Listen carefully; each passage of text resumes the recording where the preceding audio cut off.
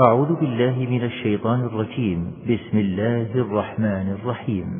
تبارك الذي بيده الملك وهو على كل شيء قدير، الذي خلق الموت والحياة ليبلوكم أيكم أحسن عملا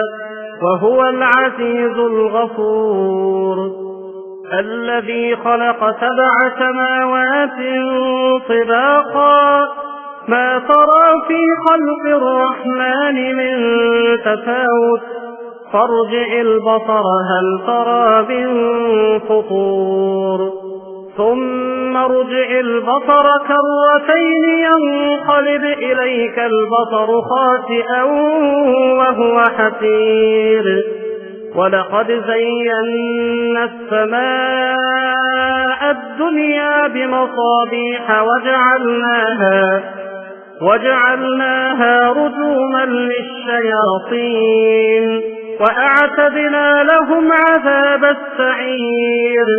وللذين كفروا بربهم عذاب جهنم وبئس المصير. إذا ألقوا فيها سمعوا لها شهيقا وهي تفور تكاد تميز من الغيظ، كلما ألقي فيها فوج سألهم خزنتها ألم يأتكم نذير، قالوا بلى قد جاءنا نذير فكذبنا وقلنا ما نزل الله من شيء إن أنتم إلا في ضلال كبير، وقالوا لو كنا نسمع أو نعقل ما كنا في أصحاب السعير، فاعترفوا بذنبهم فسحقا لأصحاب السعير. إن الذين يخشون ربهم بالغيب لهم مغفرة وأجر كبير، وأسروا قولكم أو اجهروا به إنه عليم بذات الصدور، ألا يعلم من خلق وهو اللطيف الخبير. هو الذي جعل لكم الأرض ذلولا فامشوا في مناكبها وكلوا من رزقه وإليه النشور. أأمنتم من في السماء أن يخسف بكم الأرض فإذا هي تمور، أم أمنتم من في السماء أن يرسل عليكم حاصبا، فستعلمون كيف نذير. ولقد كذب الذين من قبلهم فكيف كان نكير. أولم يروا إلى الطير فوقهم صافات ويقبضن ما يمسكهن إلا الرحمن إنه بكل شيء بصير. أمن هذا الذي هو جند لكم ينصركم من دون الرحمن إن الكافرون إلا في غرور. أمن هذا الذي يرزقكم إن أمسك رزقه بل لجوا في عتو ونفور. أفمن يمشي مكبا على وجهه أهدى أمن يمشي سويا على صراط مستقيم.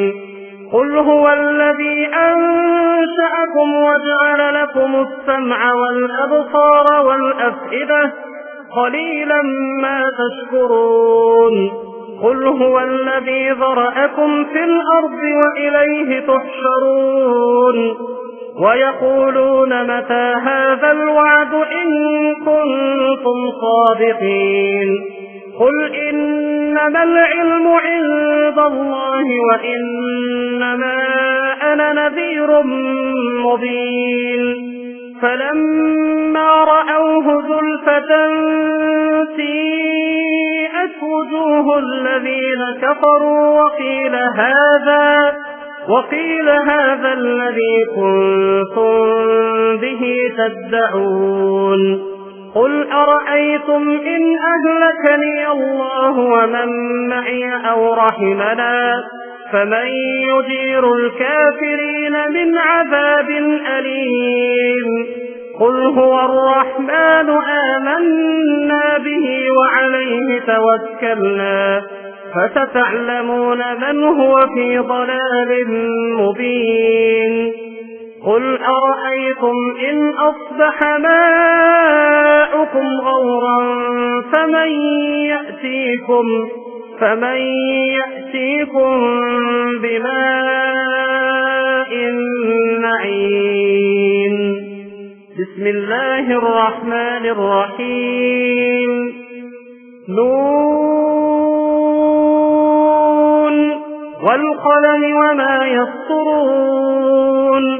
ما أنت بنعمة ربك بمجنون وإن لك لأجرا غير ممنون وإنك لعلى خلق عظيم. فستبصر ويبصرون بأيكم المفتون. إن ربك هو أعلم بمن ضل عن سبيله وهو أعلم بالمهتدين. فلا تطع المكذبين ودوا لو تدهن فيدهنون ولا تطع كل حلاف مهين هماز مشاء بنميم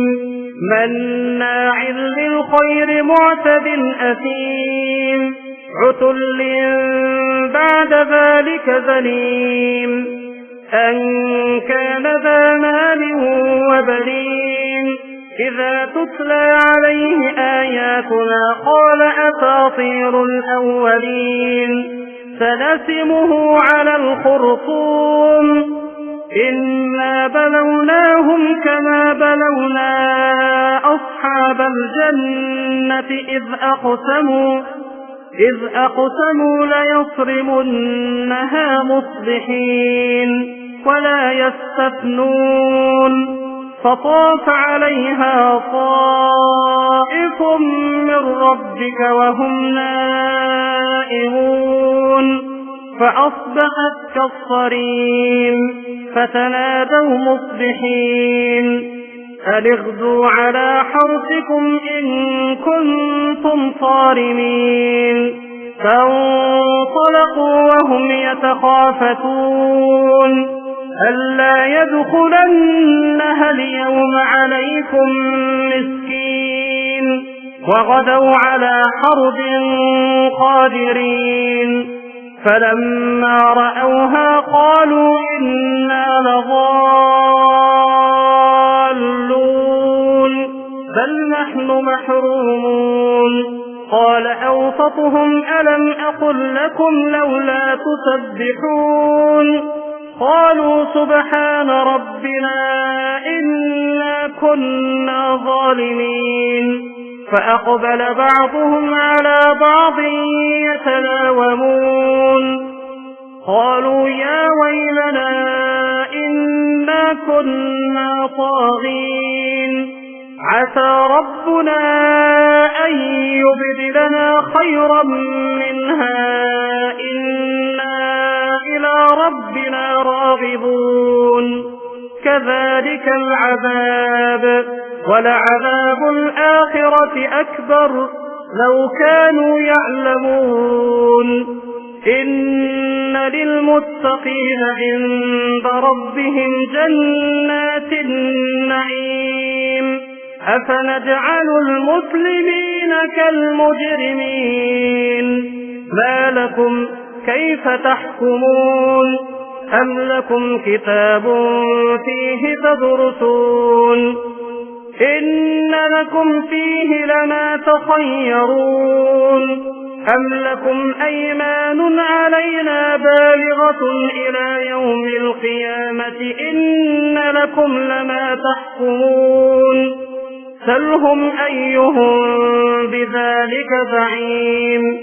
أم لهم شركاء فليأتوا بشركائهم إن كانوا صادقين يوم يكشف عن ساق ويدعون إلى السجود فلا يستطيعون خاشعة أبصارهم ترهقهم ذلة وقد كانوا يدعون إلى السجود وهم سالمون فذرني ومن يكذب بهذا الحديث سنستدرجهم من حيث لا يعلمون وأملي لهم إن كيدي متين أم تسألهم أجرا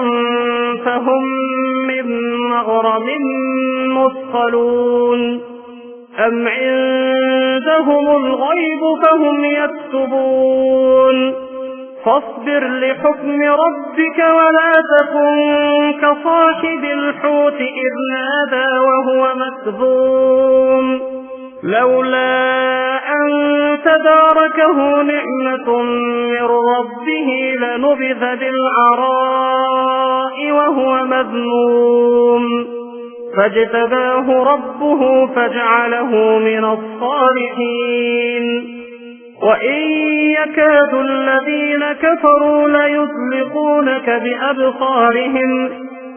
ليزلقونك بأبصارهم لما سمعوا الذكر ويقولون إنه لمجنون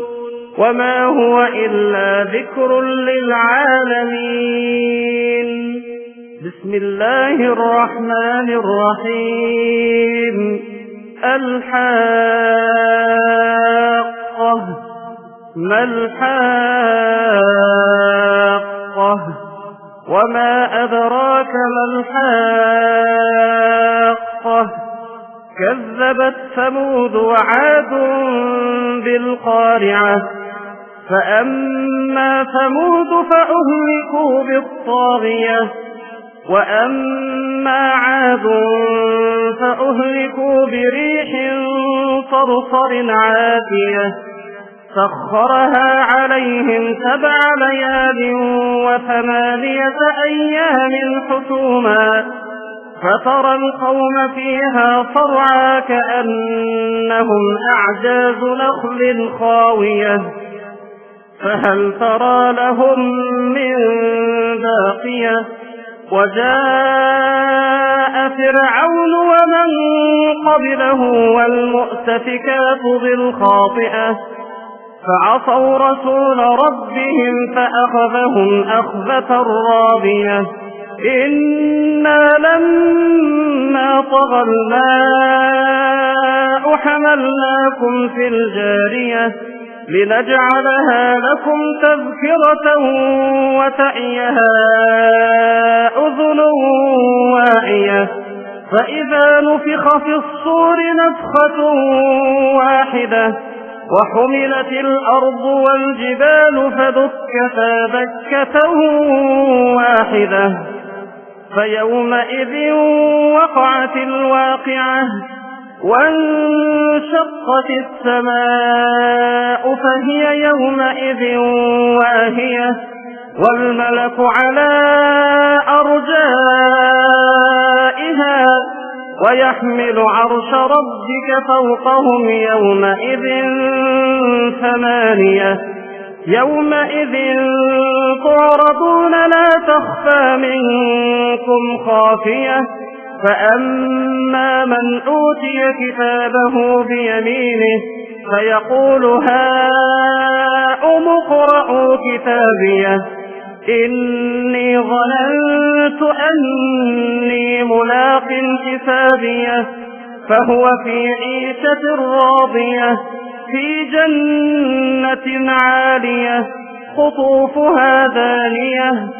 كلوا واشربوا هنيئا بما أسلفتم في الأيام الخالية. وأما من أوتي كتابه بشماله فيقول يا ليتني لم أوت كتابيه ولم أدر ما حسابيه يا ليتها كانت القاضية ما أغنى عني ماليه هلك عني سلطانيه خذوه فغلوه ثم الجحيم صلوه ثم في سلسلة ذرعها 70 ذراعا فاسلكوه إنه كان لا يؤمن بالله العظيم ولا يحض على طعام المسكين فليس له اليوم هاهنا حميم ولا طعام إلا من غسلين لا يأكله إلا الخاطئون فلا أقسم بما تبصرون وما لا تبصرون إنه لقول رسول كريم وما هو بقول شاعر قليلا ما تؤمنون ولا بقول كاهن قليلا ما تذكرون تنزيل من رب العالمين ولو تقول علينا بعض الأقاويل لأخذنا منه باليمين ثم لقطعنا منه الوتين فما منكم من أحد عنه حاجزين وإنه لتذكرة للمتقين وإنا لنعلم أن منكم مكذبين وإنه لحسرة على الكافرين وإنه لحق اليقين فسبح باسم ربك العظيم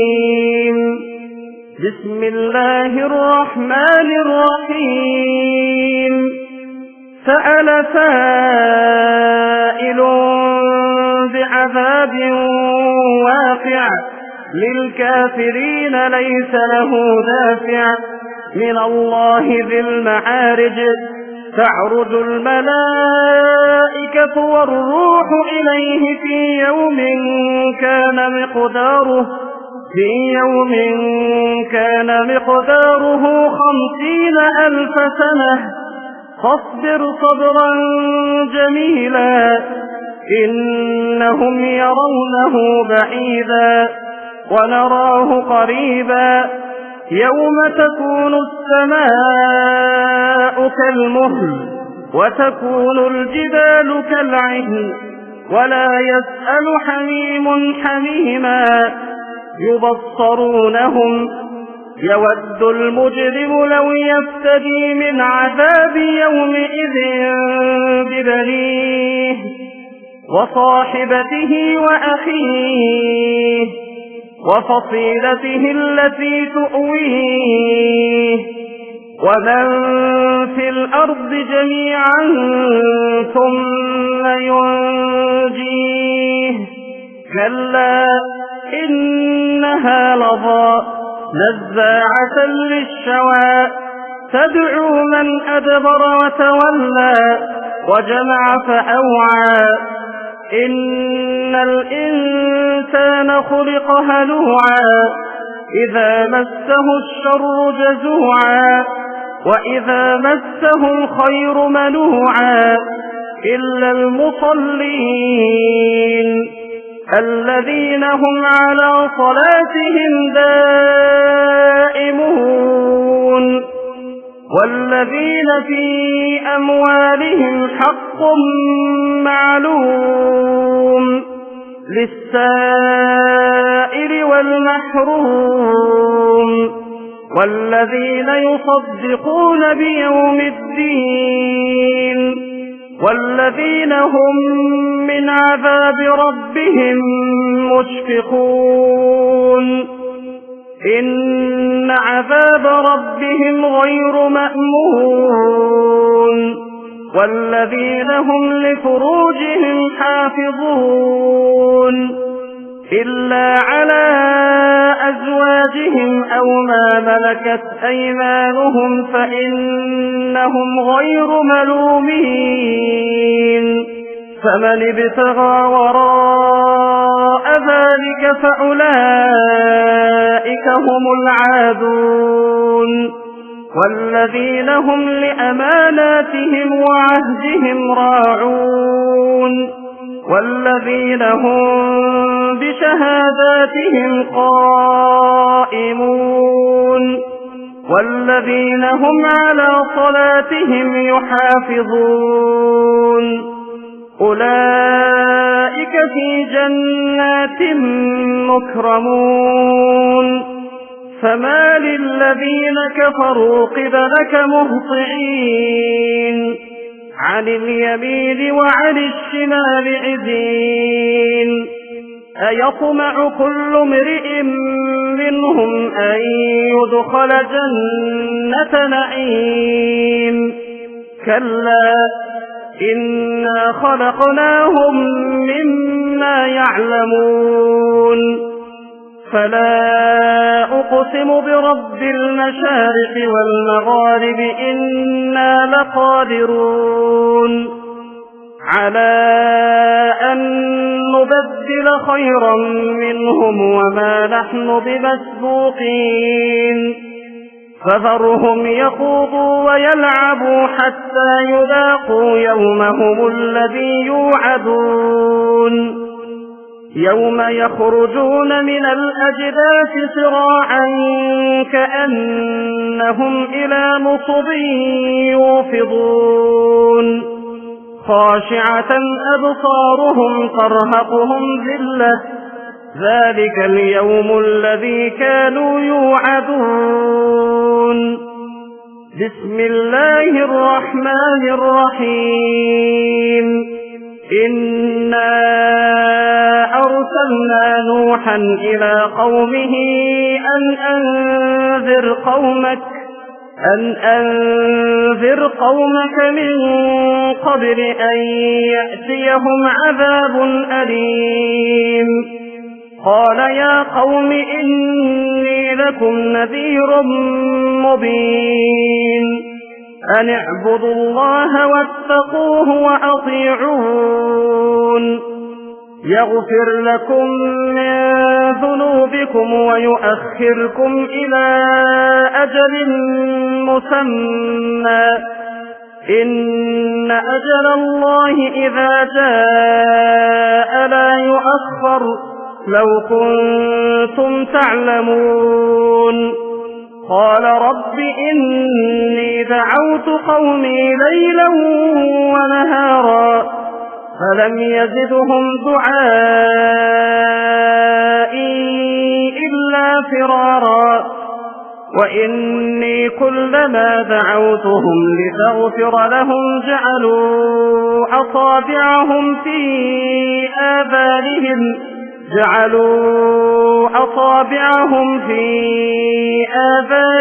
واستغشوا ثيابهم وأصروا واستكبروا استكبارا ثم إني دعوتهم جهارا ثم إني أعلنت لهم وأسررت لهم إسرارا فقلت استغفروا ربكم إنه كان غفارا يرسل السماء عليكم مدرارا ويمددكم بأموال وبنين ويجعل لكم جنات ويجعل لكم أنهارا ما لكم لا ترجون لله وقارا وقد خلقكم أطوارا ألم تروا كيف خلق الله 7 سماوات طباقا وجعل القمر فيهن نورا وجعل الشمس سراجا والله أنبتكم من الأرض نباتا ثم يعيدكم فيها ويخرجكم إخراجا والله جعل لكم الأرض بساطا لتسلكوا منها سبلا فجاجا قال نوح رب إنهم عصوني واتبعوا من لم يزده ماله وولده إلا خسارا ومكروا مكرا كبارا وقالوا لا تذرن آلهتكم ولا تذرن ودا ولا سواعا ولا يغوث ويعوق ونسرا وقد أضلوا كثيرا ولا تزد الظالمين إلا ضلالا مما خطيئاتهم أغرقوا فأدخلوا نارا فلم يجدوا لهم من دون الله أنصارا وقال نوح رب لا تذر على الأرض من الكافرين ديارا إنك إن تذرهم يضلوا عبادك ولا يلدوا إلا فاجرا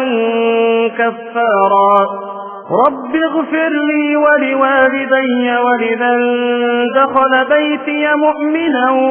وللمؤمنين والمؤمنات ولا تزد الظالمين إلا تبارا بسم الله الرحمن الرحيم قل أوحي إلي أنه استمع نفر من الجن فقالوا إنا سمعنا قرآنا عجبا يهدي إلى الرشد فآمنا به ولن نشرك بربنا أحدا وأنه تعالى جد ربنا ما اتخذ صاحبة ولا ولدا وأنه كان يقول سفيهنا على الله شططا وأنا ظننا أن لن تقول الإنس والجن على الله كذبا وأنه كان رجال من الإنس يعوذون برجال من الجن فزادوهم رهقا وأنهم ظنوا كما ظننتم أن لن يبعث الله أحدا وأنا لمسنا السماء فوجدناها ملئت حرسا شديدا وشهبا وأنا كنا نقعد منها مقاعد للسمع فمن يستمع الآن يجد له شهابا رصدا وأنا لا ندري أشر أريد بمن في الأرض أم أراد بهم ربهم رشدا وأنا منا الصالحون ومنا دون ذلك كنا طرائق قددا وأنا ظننا أن لن نعجز الله في الأرض ولن نعجزه هربا وأنا لما سمعنا الهدى آمنا به فمن يؤمن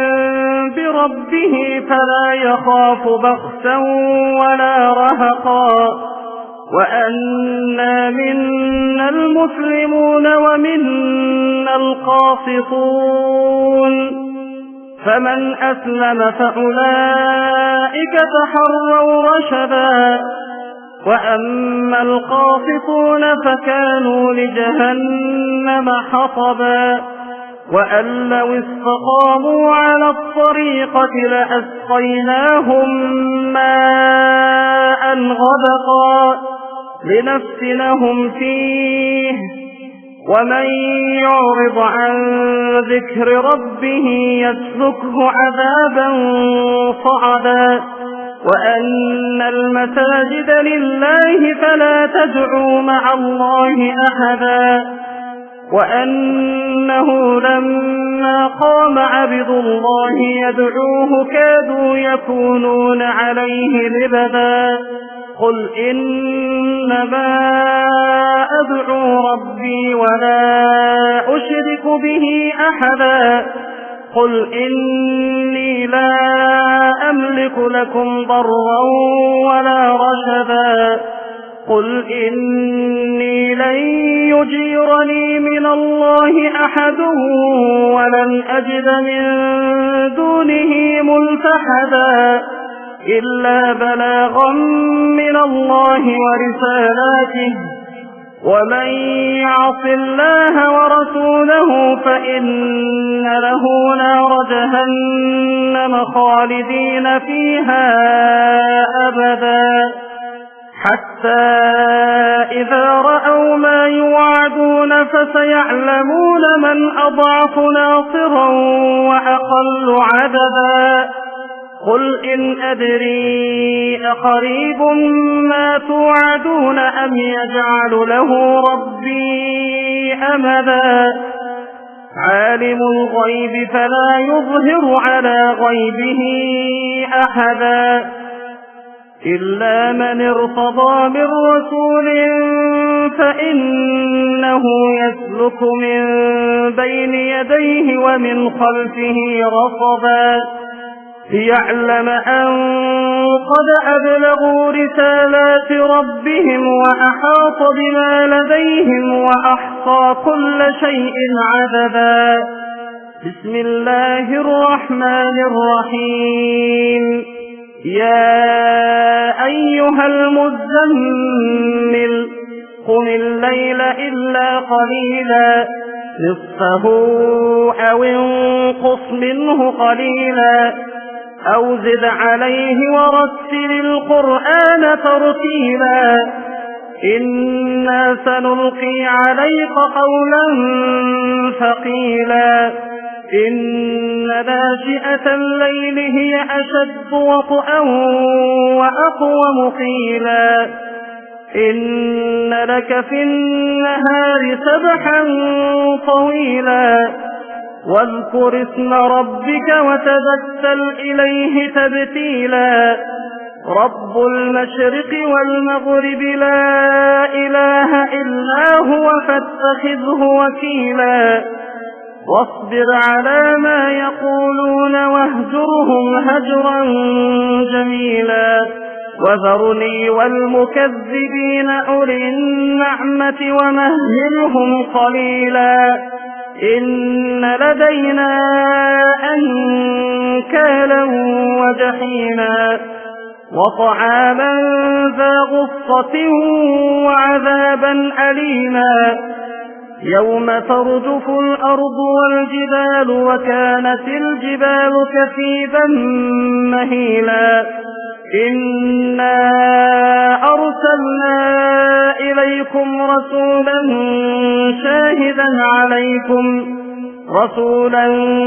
شاهدا عليكم كما أرسلنا إلى فرعون رسولا فعصى فرعون الرسول فأخذناه أخذا وبيلا فكيف تتقون إن كفرتم يوما يجعل الولدان شيبا السماء منفطر به كان وعده مفعولا إن هذه تذكرة فمن شاء اتخذ إلى ربه سبيلا إن ربك يعلم أنك تقوم أدنى من ثلثي الليل ونصفه وثلثه وطائفة من الذين معك والله يقدر الليل والنهار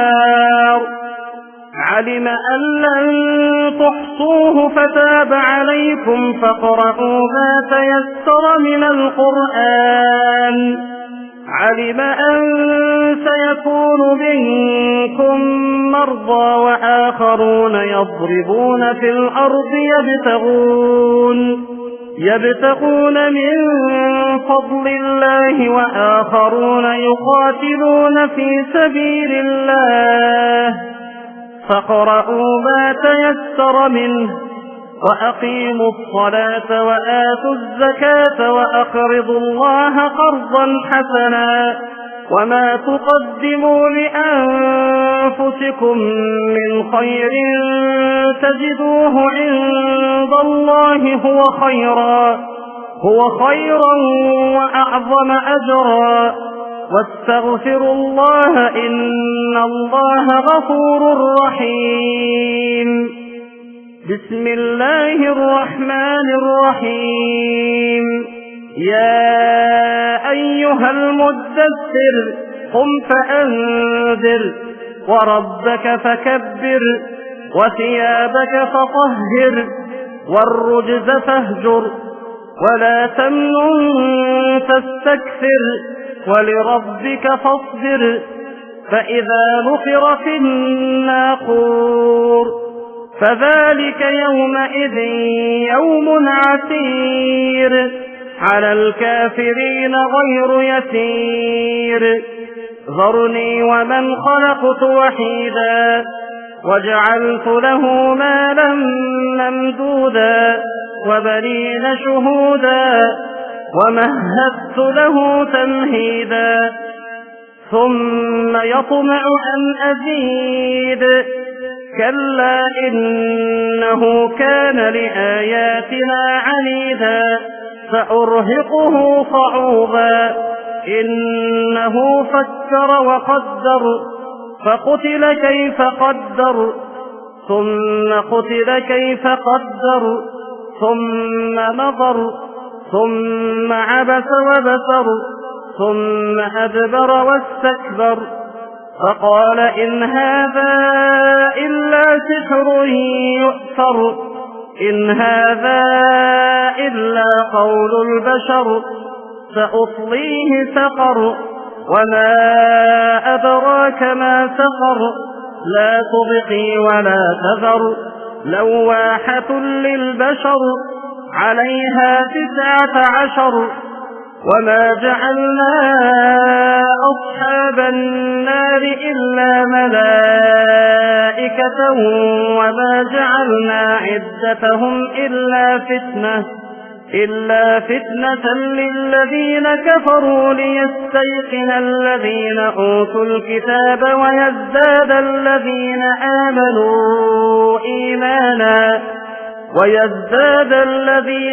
آمنوا إيمانا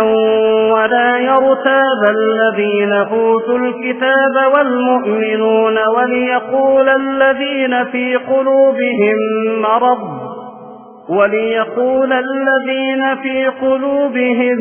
مرض والكافرون ماذا أراد الله بهذا مثلا كذلك يضل الله من يشاء ويهدي من يشاء وما يعلم جنود ربك إلا هو وما هي إلا ذكرى للبشر كلا والقمر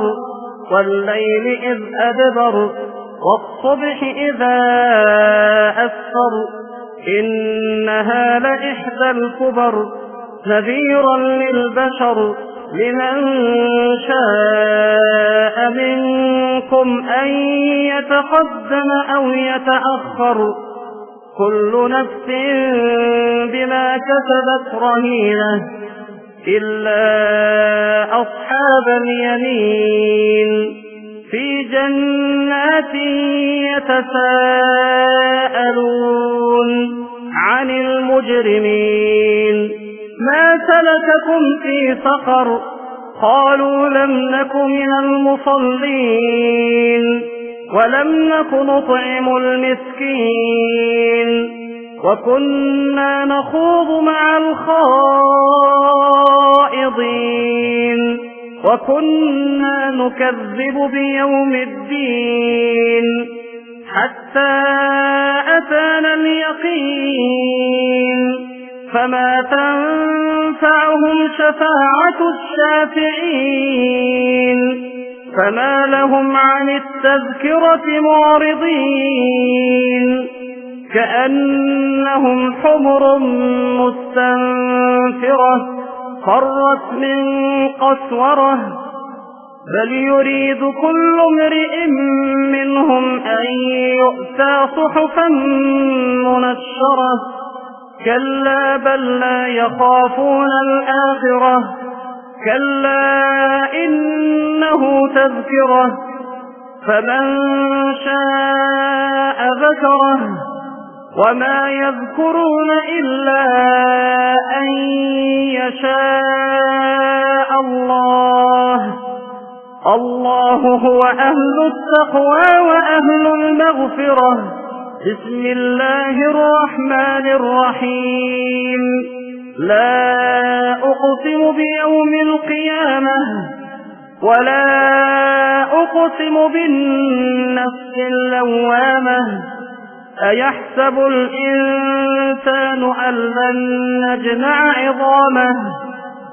بلى قادرين على أن نسوي بنانه بل يريد الإنسان ليصدر أمامه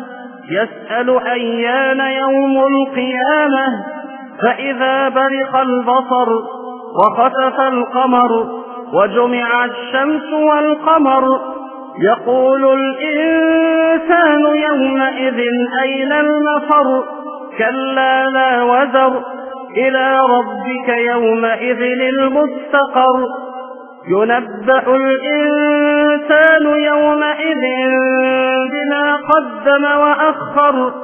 بل الإنسان على نفسه بصيرة ولو ألقى معاذيره لا تحرك به لسانك لتعجل به إن علينا جمعه وقرآنه فإذا قرأناه فاتبع قرآنه ثم إن علينا بيانه كلا بل تحبون العاجلة وتذرون الآخرة وجوه يومئذ ناظرة إلى ربها ناظرة ووجوه يومئذ باسرة تظن أن يفعل بها فاقرة كلا إذا بلغت التراقي وقيل من راق وظن أنه الفراق والتفت الساق بالساق إلى ربك يومئذ المساق فلا صدق ولا صلى ولكن كذب وتولى ثم ذهب إلى أهله يتمطى أولى لك فأولى ثم أولى لك فأولى أيحسب الإنسان أن يترك سدى ألم يك نطفة من مني يمنى ثم كان علقة فخلق فسوى فجعل منه الزوجين الذكر والأنثى أليس ذلك بقادر على أن يحيي الموتى بسم الله الرحمن الرحيم هل أتى على الإنسان حين من الدهر لم يكن شيئا مذكورا إنا خلقنا الإنسان من نطفة أمشاج نبتليه فجعلناه سميعا بصيرا إنا هديناه السبيل إما شاكرا وإما كفورا إنا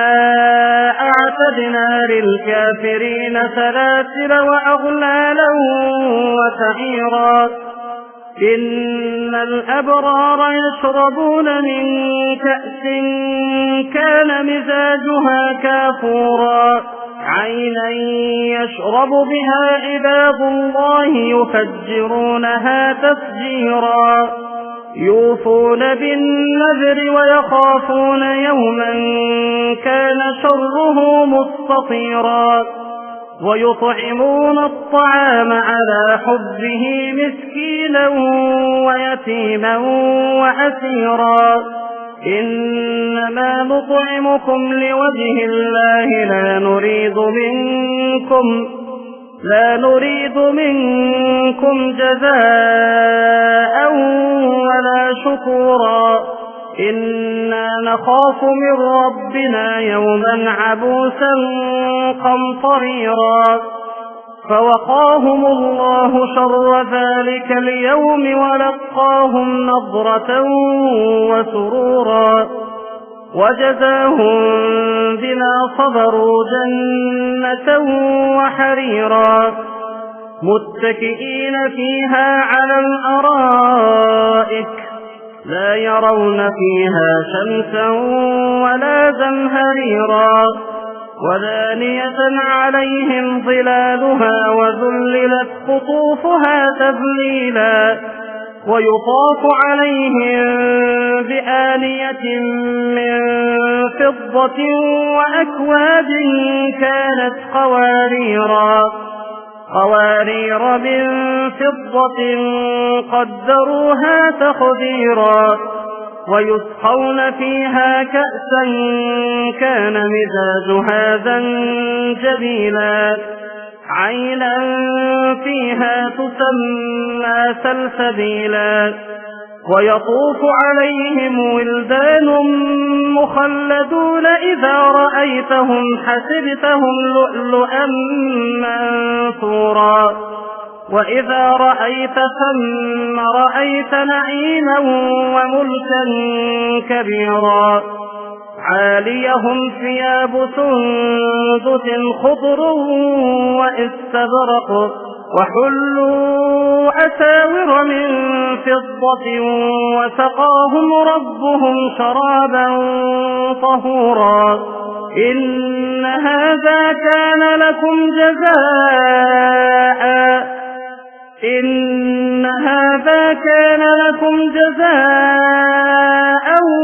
وكان سعيكم مشكورا إنا نحن نزلنا عليك القرآن تنزيلا فاصبر لحكم ربك ولا تطع منهم آثما أو كفورا واذكر اسم ربك بكرة وأصيلا ومن الليل فاسجد له وسبحه ليلا طويلا إن هؤلاء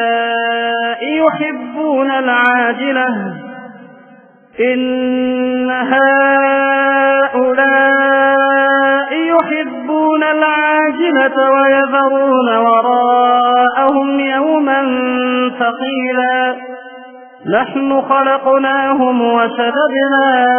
أسرهم وإذا شئنا بدلنا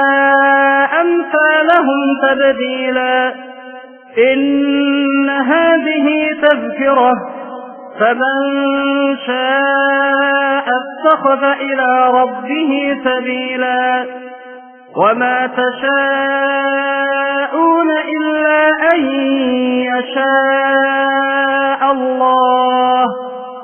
إن الله كان عليما حكيما يدخل من يشاء في رحمته والظالمين أعد لهم عذابا أليما بسم الله الرحمن الرحيم والمرسلات عرفا فالعاصفات عصفا والناشرات نشرا فالفارقات فرقا فالملقيات ذكرا عذرا أو نذرا إنما توعدون لواقع فإذا النجوم طمست وإذا السماء فرجت وإذا الجبال نسفت وإذا الرسل أقتت بأي يوم أجلت ليوم الفصل وما أدراك ما يوم الفصل ويل يومئذ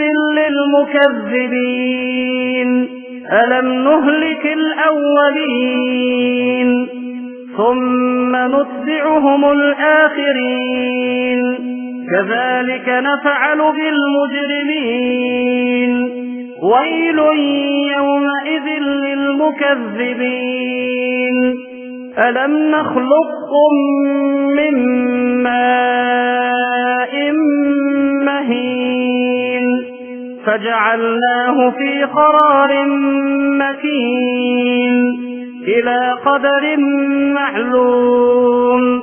فقدرنا فنعم القادرون ويل يومئذ للمكذبين ألم نجعل الأرض كفاتا أحياء وأمواتا وجعلنا فيها رواسي شامخات وأسقيناكم ماء فراتا ويل يومئذ للمكذبين انطلقوا إلى ما كنتم به تكذبون انطلقوا إلى ظل ذي 3 شعب لا ظليل ولا يغني من اللهب إنها ترمي بشرر كالقصر كأنه جمالة صفر ويل يومئذ للمكذبين هذا يوم لا ينطقون ولا يؤذن لهم فيعتذرون ويل يومئذ للمكذبين هذا يوم الفصل جمعناكم والأولين فإن كان لكم كيد فكيدون ويل يومئذ للمكذبين إن المتقين في ظلال وعيون وفواكه مما يشتهون كلوا واشربوا هنيئا بما كنتم تعملون إنا كذلك نجزي المحسنين ويل يومئذ للمكذبين كلوا وتمتعوا قليلا إنكم مجرمون ويل يومئذ للمكذبين وإذا قيل لهم اركعوا لا يركعون ويل يومئذ للمكذبين فبأي حديث بعده يؤمنون